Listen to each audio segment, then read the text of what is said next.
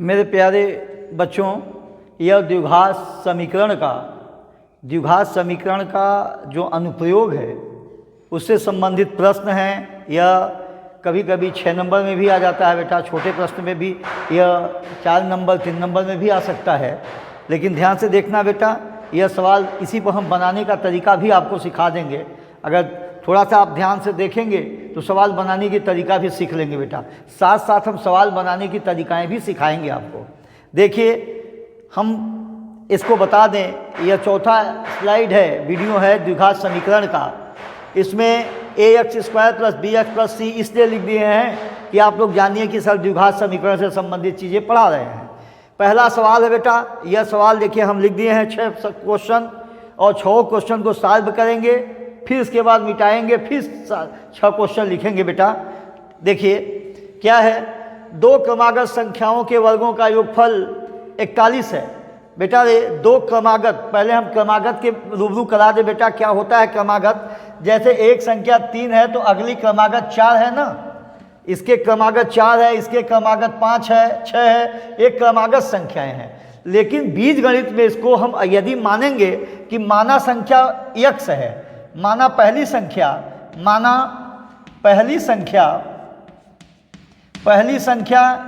x है, तो बेटा दूसरी संख्या जो होगी, दूसरी संख्या मेरे प्यारे बच्चों, दूसरी संख्या हो जाएगी यह x + 1 हो जाएगी, और तीसरी संख्या क्या हो जाएगी बेटा?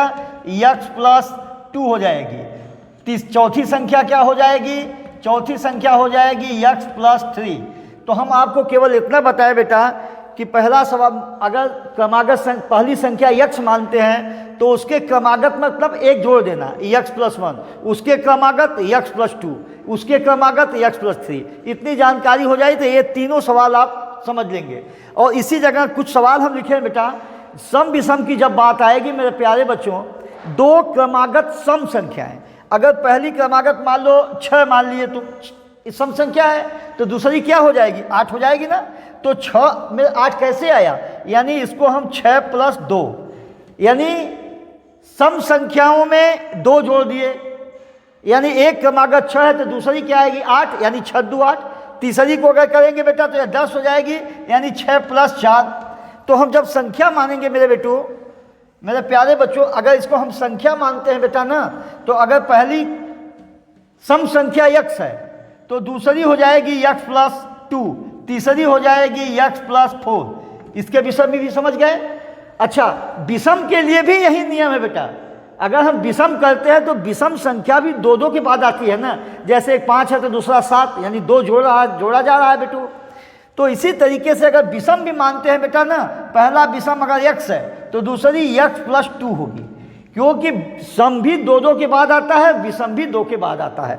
तो ये तीनों सवाल के लिए हम एक चीज़ बता दिए। अब हम चल रहे हैं बेटा सवाल सॉल्व करने, ठीक है? देखिए, इसको मिटा दें मेरे प्यारे बच्चों, कहाँ इसको मिटा दें। ये समझा रहे थे बेटा कि सम विषम के विषय में। अगर ध्यान हट जाएगा तो बार बार वीडियो को पीछे करके देखेंगे तो समझ में आ जाएगा। अच्छा देखो बेटा, इसको बेटा सब्सक्राइब कर देना मेरे प्यारे बच्चों, लाइक भी कर देना बेटा, शेयर कर देना, और ताकि कुछ समय में हम आपकी मदद कर सकें, और अच्छा मदद करेंगे बेटा। बार बार हर वीडियो में हम बोलते हैं, क्योंकि बहुत पीछे आज के 4 साल पहले जो शुरू किया था भाई, न पढ़ाते हुए भी वो स्थिति उसकी हो गई है। हम लोग पुराने घिसे पीटे टीचर हैं। अगर आप सब्सक्राइब कर देंगे, लाभ होगा तो निश्चित है आपकी शिक्षा में बहुत लाभ होगा।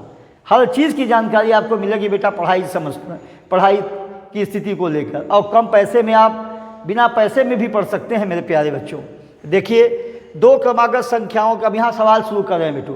देखिए, 2 क्रमागत संख्याओं के वर्गों का योगफल, यानी पहली क्रमागत हम बताए थे ना, यहाँ पर लिख रहे हैं माना पहली क्रमागत संख्या, यानी क्रमागत भी लिख दीजिए, क्योंकि क्रम से आने वाली को तो हम मनवे किए हैं। पहली क्रमागत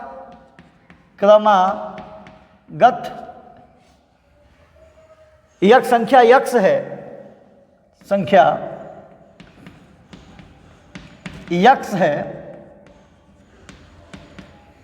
माना पहली क्रमागत संख्या यक्स है, जो क्रम से आने वाली है वह यक्स है, तथा दूसरी यहाँ से जगह कम पे हम सवाल लिख दिए हैं बेटा, आगे हम लिख, जो नीचे लिखना था हम आगे लिख दे रहे हैं, तथा दूसरी संख्या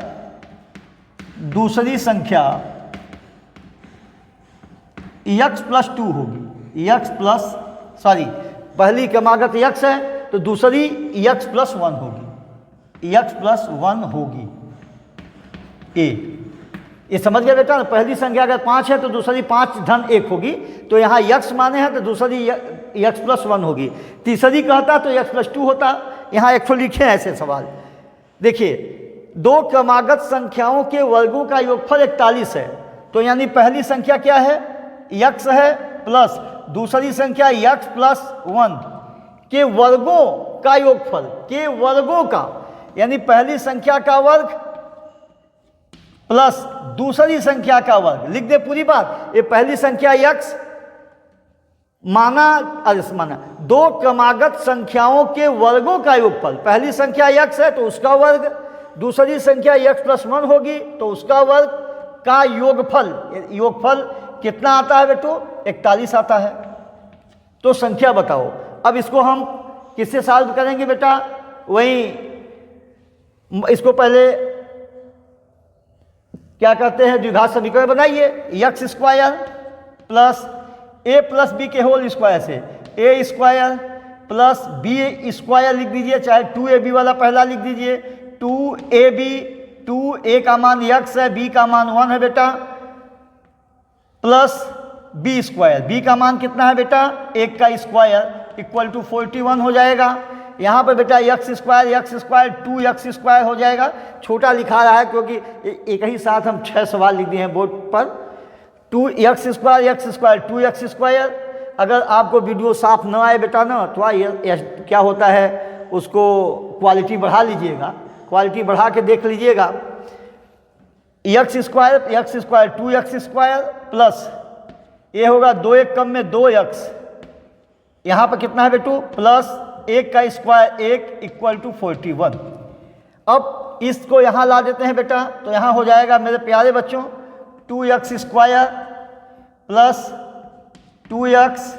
देखिए इसको इधर लाएंगे तो ये हो जाएगा -41, तो यहाँ हो जाएगा +1 -41 इक्वल टू 0। हम एकदम एक एक लाइन को तोड़ रहे हैं, इसलिए सवाल कई लाइन में लग रहे हैं। डायरेक्ट हम यहाँ पर लिख सकते थे बेटू -40, समझ गए, लेकिन हर बच्चे नहीं समझ पाते हैं चीज़। 2 यक्स स्क्वायर प्लस 2 यक्स, यहाँ पर हो जाएगा बेटा कितना हो जाएगा, यानी -40 इक्वल टू 0। अब यहाँ पर देखिए 2 रास्ता है, अगर तेज बच्चे हैं तो 2 कॉमन ले लेंगे, अगर नहीं है तो 40 दूनी 80 करके यहाँ पर लाएंगे बेटा। लेकिन यहाँ 2 कॉमन ले लीजिए मेरे प्यारे बच्चों, यहाँ 2 कॉमन ले लीजिए तो हो जाएगा x square plus x -20 equal to यहाँ हो जाएगा 0।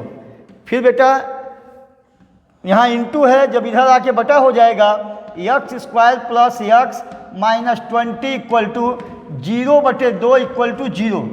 ये समीकरण हो गया। तो यहाँ हो जाएगा, आगे हम लगा दे रहे हैं बेटा, अब इसको मिटा देंगे तो फिर से लिखना हो जाएगा।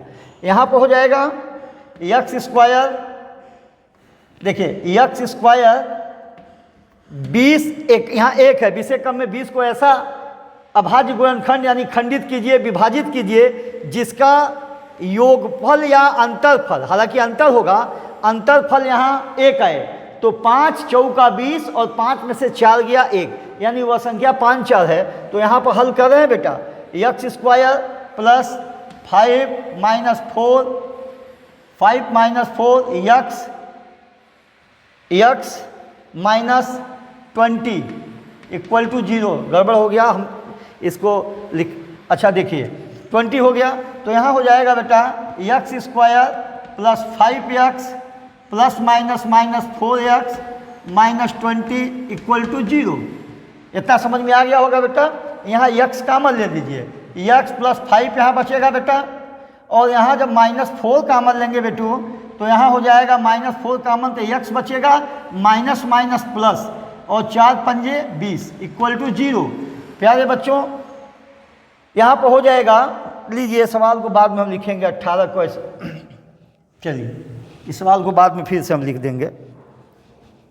यहाँ हो जाएगा बेटा x + 5 और यहाँ कॉमन हो जाएगा x - 4 = 0। मेरे प्यारे बच्चों तो देखिए इससे जो होगा x + 5 लेते हैं = 0। दो पदों का गुणनफल 0 कभी नहीं आता है जब तक या तो इसको 0 ले या तो इसको 0 ले, तभी आएगा। तो दोनों का हमको 0 लेना होगा। जब हम इसके बराबर 0 लेते हैं बेटा तो x = हो जाएगा -5। तो हम ये नहीं कहें कि ऋणात्मक संख्या, ये तो हम कहें नहीं, दो क्रमागत ऋणात्मक संख्याएं, तो ये तो आंसर ऋणात्मक में आ गया। तो इसको हम अग्राह्य, इससे गणना नहीं की जाती है, तो इसको छोड़ देंगे। यहाँ हो जाएगा x - 4, इससे लेंगे x - 4 = 0, x = 4। पहली संख्या क्या हो गई बाबू x, और दूसरी क्या हो जाएगी मेरे बेटा, दूसरी संख्या क्या माने थे, यानी पहली संख्या हम लिखे हैं ना, माना पहली क्रमागत संख्या x है तो x का मान 4 हो गया। और दूसरी संख्या क्या माने हैं बेटा, दूसरी संख्या x + 1 है। तो दूसरी संख्या x + 1 यानी x + 1 = हो जाएगा। देखिए x का मान कितना है, 4 + 1 = 5, यानी पहली संख्या 4 है और दूसरी संख्या 5 है। अगर बेटा इनके वर्गों का योग करोगे तो देखो 48 आ जाएगा। सत्यता की जांच भी हो जाएगी। 4 का वर्ग कर लो प्लस 5 का वर्ग कर लो, 4 चौके 16, 5 पचे 25 बराबर 41। अगर समझदारी है बेटा ना तो आप इस पर सवाल भी बना लेंगे। देखिए कोई सवाल मान लीजिए, दो क्रमागत कोई भी संख्या मान लीजिए, जैसे एक 8 मान लीजिए, एक 9 मान लीजिए, इसके वर्गों का योगफल 8 64, 9 9 81, 64 + 81 = कितना हो जाएगा बेटा 145। सवाल बन गया कि दो क्रमागत, देखिए दोनों क्रमागत है 8 9 ना, दो क्रमागत संख्याओं के वर्गों का योगफल 145 है, तो संख्या बताओ। तो पहला आंसर 8 आएगा, दूसरा 9 आएगा। तो इस पर आपको हम सवाल बनाने भी बता दिए बेटा, इसी तरीके से सवाल बनाया जाता है। हम सवाल बताएं बेटा, पहला सवाल क्या है, पहला ही सवाल हम जोरदार तरीके से शुरू कर रहे हैं। मुख्य सवाल, हंसों की टोली में हंसों की कुल संख्या के वर्गमूल का, प्यारे बच्चों हंसों की टोली में हंसों की कुल संख्या के वर्गमूल का 14/5 गुना हंस तालाब में स्नान कर रहे हैं। शेष 11 हंस तालाब के किनारे खेल रहे हैं। हंसों की कुल कितनी संख्या, हंसों की कुल संख्या ज्ञात करो। फिर से सुन ले बेटा, हंसों की टोली में हंसों की कुल संख्या के वर्गमूल का 14/5 गुना हंस तालाब में स्नान कर रहे हैं। शेष 11 हंस तालाब के किनारे खेल रहे हैं। तो हंसों की कुल कितनी संख्या थी, या हंसों की कुल संख्या बताओ। तो बेटा मेरे प्यारे बच्चों, यहाँ लिखा है कि हंसों की टोली में हंसों की कुल संख्या के वर्गमूल। जब भी कोई ऐसा प्रश्न आए बेटा कि वर्गमूल की बात आए, तो आप माना हंसों की संख्या x नहीं मानेंगे। आप मानिए अगर किसी चीज़ का वर्गमूल है बेटा, तेज बच्चे समझ जाए हमारी बात को, अगर कहा कि वर्गमूल की बात आए तो हंसों की कुल संख्या आप x² मानिए, x मत मानिए, नहीं तो धोखा हो जाएगा बेटा। अगर कभी कभी और बड़ी अच्छे सवाल बनेंगे, अगर घनमूल है तो समझ लीजिए आप इसको घन मानिए। ठीक है बेटा, समझ गए हमारी बात ना। जो स्ट्रांग बच्चे हैं वो हमारी बात को समझें। देखिए क्या बता रहे थे, तो यहाँ पर लिख रहे हैं बेटा, माना हंसों की कुल संख्या, माना हंसों की कुल संख्या, हंसों की कुल संख्या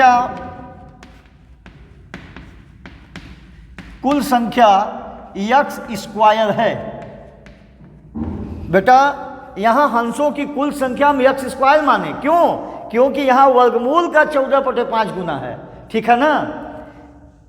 अब क्या कह रहा है मेरे बाबू, अब आपको दिमाग लगाना है कि जितने तालाब के किनारे तालाब में स्नान करने वाले हंस, देखिए हंसों की कुल संख्या, यहाँ पर हंसों की कुल संख्या जितनी होगी, उसी हंस में से तालाब के किनारे खेल रहे हैं और वहीं तालाब में उतना शेष जो हैं स्नान कर रहे हैं। तो यहाँ पर क्या होगा बेटा, तो हंसों की कुल संख्या बराबर नदी में स्नान करने वाले हंस, नदी में स्नान करने वाले हंस प्लस नदी है, तालाब है, मेरा बेटा तालाब लिखे हैं,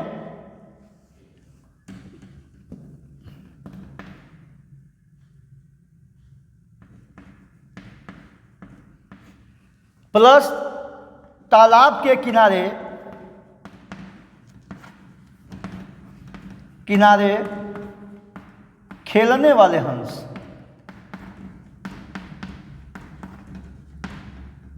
अब यहाँ पर थोड़ा समझाना है बेटा, हंसों की कुल संख्या थी, उसी में से ना स्नान कर रहे हैं, उसी में से तालाब के किनारे खेल रहे हैं। तो तालाब के में स्नान करने वाले हंस और तालाब के किनारे खेलने वाले हंस, कुल को जोड़ोगे तो हंसों की कुल संख्या आ जाएगी।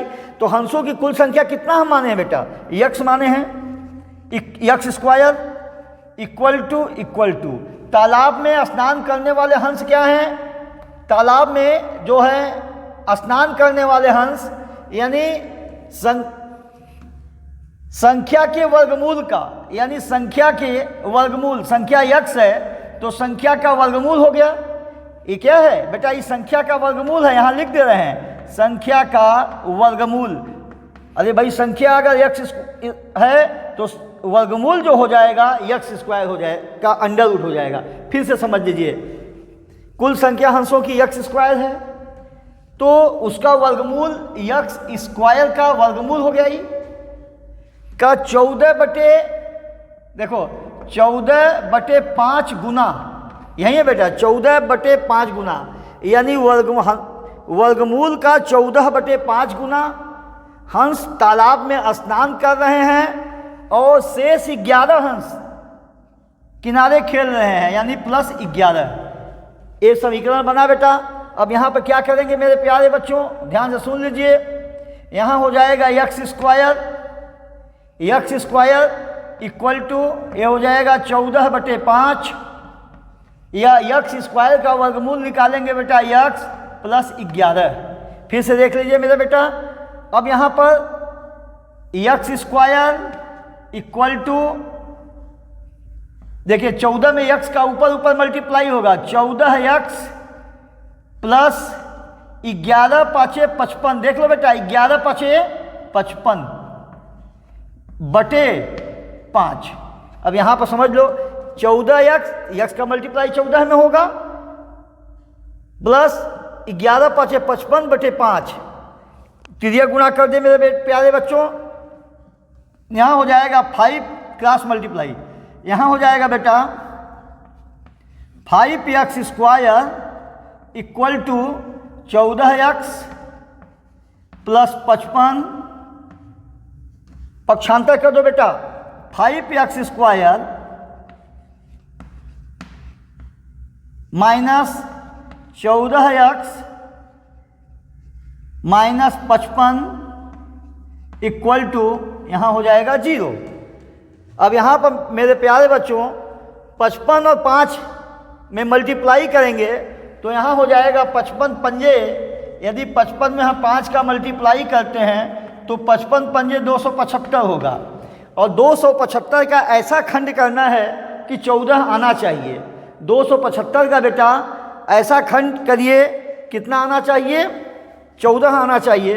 तो देखिए 275 का खंड कर रहे हैं, ए 7 5 12 2 14, 3 से नहीं कटेगा, 2 से नहीं कटेगा, 5 से कटेगा, 5 5 25 बचा 2 5, यहाँ हो जाएगा 55, फिर 5 से काट लो बेटा, यहाँ कितना हो जाएगा 11 हो जाएगा, डायरेक्ट 11 से कटेगा। मेरे प्यारे बच्चों एक बार 5 5 25 ले लीजिए, एक 25 ले लीजिए बेटा, और यहाँ पर कितना हो गया 11। 11 में 25 का मल्टीप्लाई करेंगे तो हर एक कीमत पे बेटा 275 आएगा। जब 25 में से 11 घटाएंगे तो 14 आएगा। समझ गए ना, ऐसे भी किया जाता है, चेक कर लीजिए। यहाँ पर हो जाएगा 5x स्क्वायर, यहाँ देखिए 5x स्क्वायर यहाँ लिख दे रहे हैं 5x² माइनस 25 माइनस 11। 25 में से जब 11 को माइनस करेंगे बेटा तो 14 आ जाएगा। 14 में x का मल्टीप्लाई है -55 इक्वल टू 0। ये हो जाएगा मेरे प्यारे बच्चों। इसको मिटा दे रहे हैं बेटा। ये 5x² माइनस 25x, अब गुणनखंड आ गया। अब तेजी से इसको स्पीड बढ़ा दे रहे हैं। माइनस माइनस प्लस 11x हो जाएगा -55 इक्वल टू 0। यहाँ बेटा 5x कॉमन हो जाएगा तो यहाँ हो जाएगा बेटा, बचेगा x माइनस 5, यहाँ प्लस 11 कॉमन हो जाएगा बेटा तो x माइनस 5 बचेगा इक्वल टू 0। तो यहाँ x minus 5, x minus 5, x minus 5 बचेगा क्या बेटा इसमें 5x प्लस 11 इक्वल टू 0। दो पदों का मल्टीप्लाई तभी 0 होगा जब एक मल्टीप्लाई होगा। दो संख्याओं, दो अचल चल पदों का गुणनफल तभी 0 होगा जब एक 0 होगा। तो इसमें स्थिति दो सामने आ जाती है बेटा। एक बार इससे 0 लोगे, जब इससे 0 लोगे तो देखिए क्या हो जाता है 5x प्लस 11 इक्वल टू 0 लेंगे तो 5x माइनस इक्वल टू -11 हो जाएगा। x इक्वल टू -11/5, यानी कहने का मतलब ये माइनस संख्या हो जाएगी और हंसों की संख्या देखिए बटा में कट पीट के तो हंस होंगे नहीं, तो ये अग्राह्य अगणनीय, इससे ये हमारे लाभकारी नहीं है। इसलिए जो उन आंसर माइनस में आते हैं उसको हम छोड़ देते हैं लिखित सवालों में। अब इससे नहीं बल्कि देखिए हमारा यही लेना है। इसमें दो चीज़, हमको डायरेक्ट इसी से कर देते तो हो जाता, लेकिन कुछ समझाने के लिए इसको हम पहले ही ले लिए। समझ गए बेटा ना। x माइनस 5 इक्वल टू 0, यहाँ हो जाएगा x इक्वल टू 5, यानी x इक्वल टू 5 है। और हंसों की हम कुल संख्या माने कितना थे, यानी हंसों की कुल संख्या, हंसों यानी कथनानुसार हंसों की कुल संख्या जो है बेटा, कुल संख्या इक्वल टू यह x² है इक्वल टू 5 का स्क्वायर बराबर 25। कुल हंस कितने थे बेटा, आंसर यहीं आ गया 25। बहुत जोरदार सवाल है बेटा, 6 नंबर में आने वाला सवाल है। कहीं ना कहीं तो आ ही जाएगा, यूपी बोर्ड के कोई ना कोई सेट में ही आना है। अब अगला सवाल बेटा बता दें।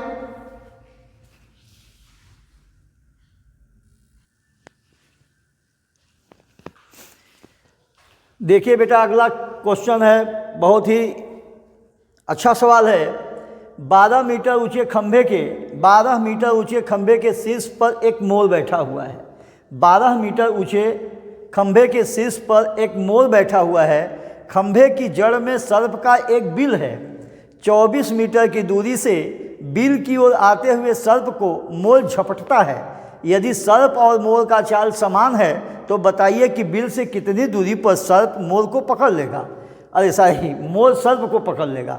तो देखिए बेटा यहाँ एक पहले हम डायग्राम, एक चित्र बना दें। देखिए ये यहाँ पर एक 12 मीटर, देखिए 12 मीटर ऊंचाई पर ये 12 मीटर ऊंचे खंभे है, खंभा है 12 मीटर ऊंचा जो है बेटा एक खंभा है। और खंभे के जड़ के पास एक बिल है, ये एक बिल है। और यहाँ 12 मीटर ऊंचे खंभे के शीर्ष पर एक मोर बैठा हुआ है। चलिए मोर बैठा हुआ है, मोर हमको बनाने नहीं आता, कला बड़ा कमज़ोर है, ठीक है। अच्छा मोर बैठा हुआ है, बन गया कब खरगोश की तरह। मोर बैठा हुआ है। खंभे के जड़ में सर्प का एक बिल है। 24 मीटर की दूरी से 24 मीटर की दूरी से बिल की ओर आते हुए, यानी यहाँ से बेटा, यानी कि 24 मीटर है, ये 24 मीटर की दूरी पर से एक 24 मीटर, देखिए 24 मीटर की दूरी से बिल की ओर आते हुए, यानी सर्प को मोल झपटता है, यानी यहाँ सर्प है, यहाँ सर्प है, सर्प यहाँ से बिल की ओर आ रहा है। इसके बाद इस सर्प को मोल झपटता है। प्यारे बच्चों, ये मान लीजिए कि यहाँ से मोल आ रहा है, 24 यहाँ है, ये फिर सुन लीजिए, 12 हाथ की ऊंचाई पर एक खंबा है और खंबे के जड़ में एक सर्प का बिल है। 24 हाथ की दूरी से एक सांप आते हुए, यानी एक सर्प आते हुए सर्प को मोल झपटता है। यदि सर्प और मोर की चाल समान है तो बताइए कि बिल से कितनी दूरी पर मोर सर्प को झपट लेगा। तो यहाँ माना यह दूरी बेटा यक्स है, यहाँ से यहाँ की दूरी यक्स है, यानी सर्प यक्स मीटर चला और उतना ही समय में यह भी जो मोर है यह भी यक्स मीटर की दूरी चला। मोर लिखा है कि मोर और सर्प की चाल समान है, मोर और सर्प की चाल समान है, जितना सर्प चलेगा उतना मोर चलेगा। अब यहाँ पर इसी जगह पर बेटा सर्प और मोर का मुलाकात होती है और मोर सर्प को झपट लेता है।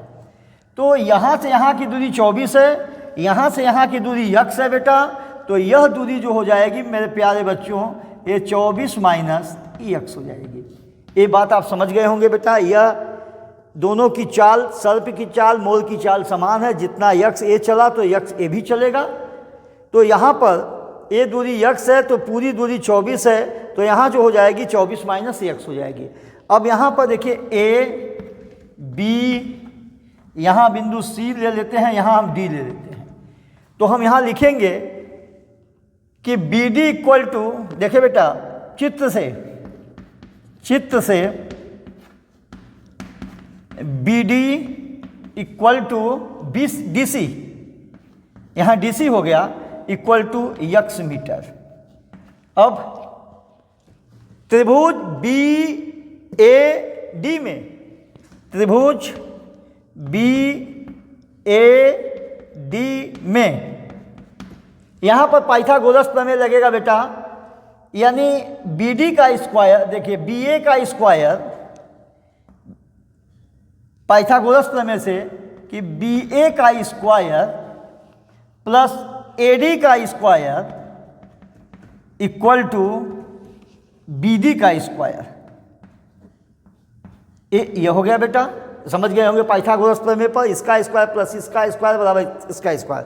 तो बी ए कितना है 12 का स्क्वायर प्लस ए डी का मान बेटा कितना है 24 माइनस यक्स का होल स्क्वायर होगा बेटा, इक्वल टू बी डी जो है, बी डी यहाँ लिखे हैं कि B D equal to D C, जितना डी सी है उतना बी डी है, यानी यहाँ हो जाएगा यक्स स्क्वायर।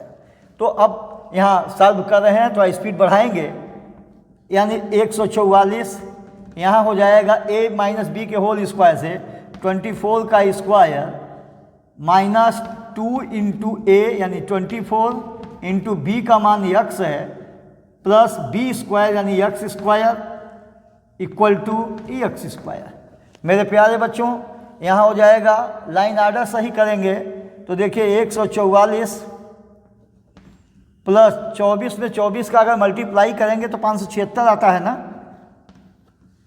हाँ 24 चौका ठीक है 96 और 24 दूनी 48 और 9 57 ठीक, माइनस यहाँ हो जाएगा 48 यक्स। बेटा देखना 48 24 दूनी 48 यक्स प्लस यक्स स्क्वायर, इसको इधर ला दो बेटा, minus x square equal to 0, A x square plus minus A square cut जाएगा। तो यहाँ पर कितना, दोनों को जोड़ देंगे तो कितना हो जाएगा मेरे प्यारे बच्चों, यानी 6 4 10 के 0, 7 4 11, 1 12 के 2, 5 1 6 1 7, ये हो गया मेरे प्यारे बच्चों इक्वल टू यहाँ माइनस 48 एक्स इक्वल टू 0, इसको इधर ला दो बेटा तो हो जाएगा 720 इक्वल टू 48 एक्स हो जाएगा। अब यक्स बराबर जो हो जाएगा मेरे प्रिय बच्चों यक्स इक्वल टू हो जाएगा 720/48, काट दीजिए। डायरेक्ट अगर ये कट जाएगा, देखो अगर डायरेक्ट अगर टेबल आपको जानकारी है तो काट दीजिए, नहीं छोटा करते करते काट दीजिए। 12 चौक 48, 12 छंग 72, यानी 60/4 आ गया। फिर 4 से अगर काटेंगे तो ये 15 आ जाएगा। ये कितना दूरी हो जाएगी बेटा, यानी कि 15। यक्स का मान कितना हो गया 15। अब हमको जो मोल चला है 15 मीटर की दूरी चला है और सांप भी 15 मीटर का दूरी चला है। तो सवाल क्या कह रहा है, सर्प और मोल का चाल समान है, तो बताइए कि बिल से कितनी दूरी पर मोल सर्प को झपट लेगा। यानी बिल से कितनी दूरी पर, तो यह हो जाएगा, यानी बिल से सर्प की दूरी जो हो जाएगा बेटा, यह हो जाएगा 24 - यक्स। यही ना, यहाँ बिल है, यहाँ पकड़ रहा है, तो कुल दूरी कितना है 24 - यक्स, यानी 24 - यक्स का मान कितना निकाले हैं बेटू 15। तो हो जाएगा इक्वल टू 9, यानी 9 मीटर की दूरी पर सर्प जो है, सर्प को मोल झपट लेगा। ये सवाल बेटा बहुत जोरदार सवाल है, लिखावट लग रहा है बहुत है, लेकिन समझने की बात है, इसमें दिमाग की तो है ही है, इसमें दो राय नहीं है। ये सब सवाल जो होते हैं दिमागी होते हैं, समझ गए। यह बहुत लड़का स्ट्रांग रहे या बात को समझ गया हो, समझ गए। अब ऐसे सवाल बेटा हम 50 सवाल आपको बनाने बता देंगे, लेकिन है क्या कि स्थिति है, परीक्षा का समय भी है। ठीक है, अगला देखिए।